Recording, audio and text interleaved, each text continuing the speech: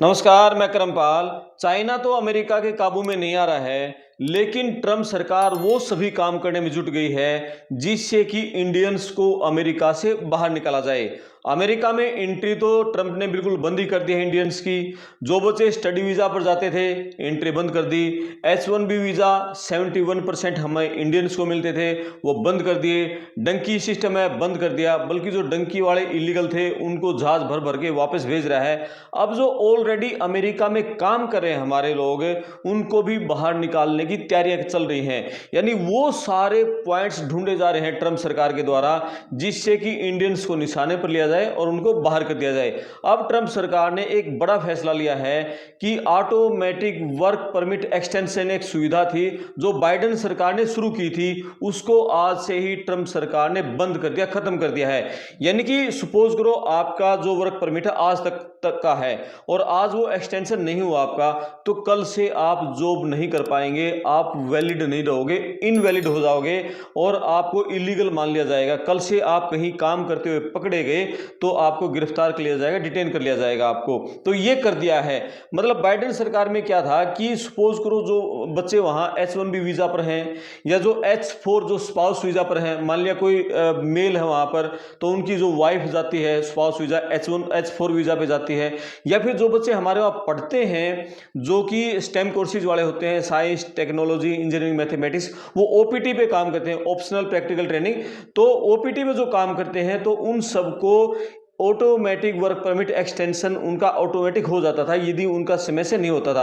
अब ये सुविधा खत्म होने पर क्या होगा कि उनके पास एम्प्लॉयमेंट ऑथराइजेशन डॉक्यूमेंट नहीं होगा, जिसके चलते वो अमेरिका में कहीं भी कैंपस में काम नहीं कर पाएंगे।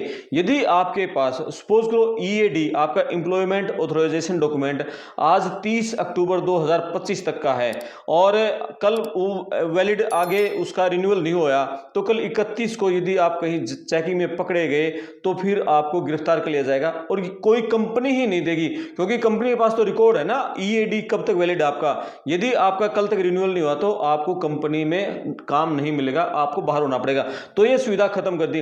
बाइडेन सरकार के समय में क्या था कि किसी का रिन्यूअल नहीं होता था डॉक्यूमेंटेशन की, मान लिया USCIS जो कि डिपार्टमेंट ऑफ होमलैंड सिक्योरिटी की एक एजेंसी है, यानी यूनाइटेड स्टेट्स ये सिटीजनशिप एंड इमिग्रेशन सर्विसेज, उसका काम है ये रिन्यूअल करना।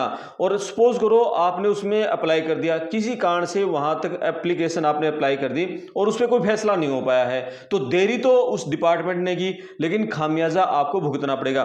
तो डिपार्टमेंट ऑफ होमलैंड सिक्योरिटी ने अब यह घोषणा कर दी है कि USCIS से यदि आपका रिन्यूअल नहीं हुआ तो फिर आप इनवैलिड घोषित हो जाओगे, आप काम नहीं कर सकोगे। अब सवाल ये उठ रहा है कि क्या इनको अमेरिका से बाहर भी निकाल दिया जाएगा यदि किसी का आगे एक्सटेंशन नहीं हुआ तो? इस पर सवाल है, इस पर क्लैरिफिकेशन DHS ने अभी तक जारी नहीं किया है कि इस पर क्या होगा, लेकिन ये बहुत बड़ा कदम है। तो अमेरिका के जो USCIS यानी United states citizenship and immigration services के जो डायरेक्टर हैं, उनका नाम है जोसेफ एडलो। जोसेफ एडलो ने यह कहा है कि अमेरिका के लोगों की सुरक्षा हमारी प्राथमिकता है, विदेशी लोगों को सुविधा देना हमारी प्राथमिकता नहीं है कि हम भर भर के इंडिया वालों को या दूसरे देश वालों को हम उनको सुविधा देते रहे। इससे ज़्यादा हमारी प्राथमिकता है अमेरिका के लोगों को सुरक्षा देना। इसीलिए जब हम अब आगे से किसी का भी वर्क परमिट एक्सटेंशन करेंगे तो कड़ी सुरक्षा जांच से उसको गुजरना होगा। और साथ में जो इमिग्रेशन लॉयर एजेंसीज हैं उन्होंने ये कहा है कि इसका बहुत बड़ा नुकसान जो कारोबारी हैं, जो कंपनियां हैं, इंडस्ट्रियल मैन हैं, उनको उठाना पड़ेगा, क्योंकि यदि रिन्यूअल नहीं हुआ तो फिर बंदा एकदम काम से हट जाएगा और उसका काम प्रभावित हो जाएगा। और उन्होंने ट्रम्प सरकार की इस फैसले की आलोचना की है। साथ में अब इमिग्रेशन जो लॉयर हैं उन्होंने ये कहा है कि अब जिन लोगों को भी अपना एक्सटेंशन करवाना है वीजा, वो 180 दिन से पहले अप्लाई कर दें ताकि समय रहते उनका एक्सटेंशन हो जाए। यदि ऐसा नहीं हुआ तो फिर वो मुसीबत में आ जाएंगे और जब तक उनका रिन्यूअल नहीं होगा, जब तक उनके पास एम्प्लॉयमेंट ऑथराइजेशन डॉक्यूमेंट नहीं होगा, वो कहीं भी काम नहीं कर पाएंगे। तो H1B वीजा वाले प्रभावित होंगे, H4 स्पाउस वीजा वाले प्रभावित होंगे, साथ साथ में जो स्टेम कोर्सेज पे हैं जो बच्चे, वो ओपीटी जिन्होंने ले रखी है, तो वो सारे बच्चे इसमें प्रभावित होंगे। एक बड़ा फैसला ये है, ट्रिपल अटैक कर दिया है अमेरिका ने लगातार इंडियंस पर। दूसरा क्या है कि वहां जो फ्लोरिडा के गवर्नर हैं, उन्होंने वहां ये कह दिया सरकारी यूनिवर्सिटीज को कि आप H1B वीजा नहीं दोगे किसी को भी, क्योंकि उसको ये पता है जो H1B वीजा पे हैं वो मैक्सिमम नौकरियां सारे इंडियंस को हैं। उन्होंने कहा है कि आप या प्रोफेसर की या यूनिवर्सिटी में जो और नॉन टीचिंग डिपार्टमेंट की कोई भी नौकरी आप दोगे तो अमेरिकन को दोगे, आप किसी भी यूनिवर्सिटी में H1B वीजा पर कोई आदमी नहीं मिलना चाहिए। फ्लोरिडा के गवर्नर ने सरकारी यूनिवर्सिटीज को यह ऑर्डर कर दिया है, क्योंकि अभी तक वहां फ्लोरिडा की सरकारी यूनिवर्सिटी में 400 ऐसे विदेशी कर्मचारी हैं जो H1B वीजा पर काम कर रहे हैं, तो उन सब की नौकरी अब बंद हो जाएगी फ्यूचर में। अब वहां सरकारी यूनिवर्सिटी में किसी भी विदेशी को H1B वीजा नहीं मिलेगा। और एक आंकड़ा पिछले दिनों ये आया था कि जब से ट्रंप आए हैं तब से अमेरिका की यूनिवर्सिटीज में जो गोरे हैं उनकी संख्या बढ़ गई है, और जो एशियाई मूल के हैं या जो बाहर दूसरे देशों के हैं उनकी संख्या में बहुत बड़ी गिरावट आ गई है। यानी हमारे इंडिया से बहुत प्रोफेसर वहां यूनिवर्सिटीज में पढ़ाते थे, उनको नौकरियां मिलती थी, अब वो नौकरियां खत्म हो गई हैं। गोरे प्रोफेसरों की संख्या वहां उनमें बढ़ गई है। तीसरा क्या है, अमेरिका के उपराष्ट्रपति जेडी वेंस ने यह कहा है कि हमने जो इलीगल तरीके से जो डंकी रूट से अमेरिका में आते थे वो तो हमने बिल्कुल बंद ही कर दिया, मैक्सिको बॉर्डर बिल्कुल सील कर दिया है, एक भी आदमी नहीं घुस रहा। दूसरा, डंकी वालों को हम निकाल ही रहे हैं। तीसरा, जो वैलिड वीजा से आते थे उसमें भी हम बड़ी भारी कटौती करने जा रहे हैं। H1B वीजा में उन्होंने कटौती कर दी, वो स्टूडेंट वीजा भी बहुत कम देंगे, वर्क वीजा भी बहुत कम देंगे। वो कह रहे हैं कि अमेरिका में विदेशियों की संख्या बहुत ज्यादा बढ़ गई है, जिससे कि अमेरिका का सामाजिक ताना बाना है उसको बड़ा खतरा बढ़ गया है।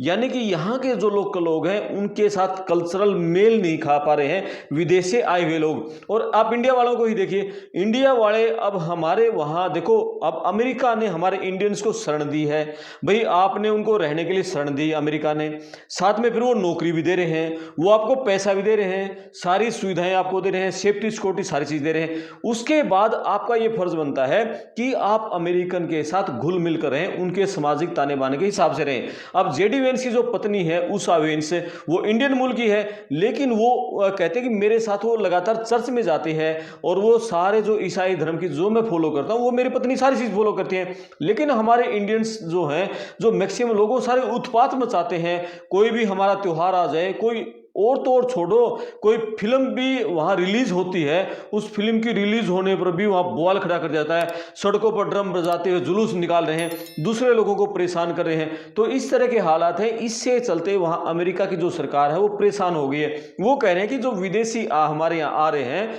अमेरिका में शरण ले रहे हैं, वो सामाजिक ताने बाने में हमारे लोगों के साथ वो घुल मिल कर रहे हैं, यहाँ की चीजों को फॉलो करें।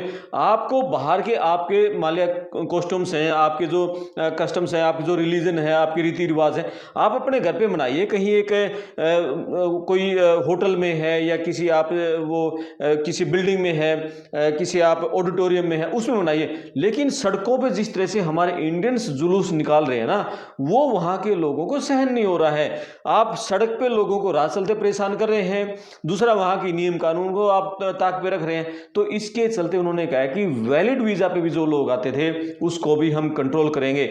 और वहां की एक यूनिवर्सिटी में, मिसिसिपी में एक यूनिवर्सिटी में गए हुए थे वहां पर जेडी वेंस, तो इंडिया की एक लड़की ने बड़े तीखे सवालों से उनको घेर दिया। उन्होंने ये कहा कि भाई हम अमेरिका में आए, अमेरिका ने हमने सपने दिखाए, हम फीस दे के यहाँ आए हैं, हमने यहाँ पैसा कमाया है, पैसा कमा के अमेरिका में ही हमने पैसा लगाया है, हमने अपनी पूरी जवानी अमेरिका में लगा दी। तो अब ऐसे थोड़ी आप हमको मक्खी की तरह बाहर निकाल दोगे अमेरिका से। जो आपकी इमिग्रेशन पॉलिसी इतनी टाइट पॉलिसी कर दी है ये बहुत गलत है। और आपकी पत्नी भी तो इंडियंस है, वो भी विदेशी मूल की है। तो उन्होंने कहा कि मेरी पत्नी तो सारे जो रूल मैं फॉलो करता हूँ वो सारी यहाँ के नियम कायदे कानून धर्म परंपराएं वो सारी चीज फॉलो करती हैं। लेकिन उन्होंने इसका सीधा सीधा तो कोई जवाब नहीं दिया, तोड़ मरोड़ के उन्होंने जवाब दे दिया कि हम ये चाहते हैं कि हमारा जो सोशल सिस्टम है वो मजबूत बना रहे, वो ना बिगड़े, इसके चलते हम जो वैलिड वीजा है वो कम करने जा रहे हैं। इस लड़की ने जिस तरह से बहस की है जेडी वेंस के साथ एक यूनिवर्सिटी में, एक बार उसको सुन लीजिए। Pushing out policies that hurt us, and these policies are not even solving the problems. These policies are just creating chaos. No, ma'am. Okay, so again, I'm gonna finish answering the question, and then if I've answered all 9 of your questions in less than 15 minutes, then we can keep on going. We got to have a little fun, right? So here's the thing. I can believe that the United States should lower its levels of immigration in the future, while also respecting that there are people who have come here through lawful immigration pathways that have contributed to the country. But just because one person or 10 people or 100 people came in legally and contributed to the United States of America, does that mean that we're thereby committed to let in 1 million or 10 million or 100 million people a year in the future? No, that's not right. We cannot have, I'll go and finish. We cannot have an immigration policy where what was good for the country 50 or 60 years ago binds the country inevitably for the future. There's too many people who want to come to the United States of America, and my job as vice president is not to look out for the interests of the whole world. It's to look out for the people of the United States. आपने देखा किस तरह से इस लड़की ने JD Vance के साथ तीखी बहस की है, और लेकिन कोई सीधे जवाब नहीं थे। यानी कुल मिला के ये है कि अमेरिका की सरकार इंडियंस को लेकर बहुत सख्त हो गई है। भारतीयों की संख्या अमेरिका में बहुत ज़्यादा है, भारतीय मेहनती हैं, वहाँ के संसाधनों पर बहुत कब्जा किया है, बहुत आगे बढ़ गए हैं, बड़े बड़े बिजनेसमैन वहाँ के बन गए हैं, बड़े नौकरियों पर इंडियंस हैं, प्राइवेट इंस्टीट्यूट में बहुत ज़्यादा इंडियंस हैं। तो इसके चलते वहाँ के जो लोग हैं वो खार खाए हुए हैं। खासकर जो रिपब्लिकन पार्टी है वो इंडियंस को लेकर बहुत ज़्यादा टाइट हो गई है।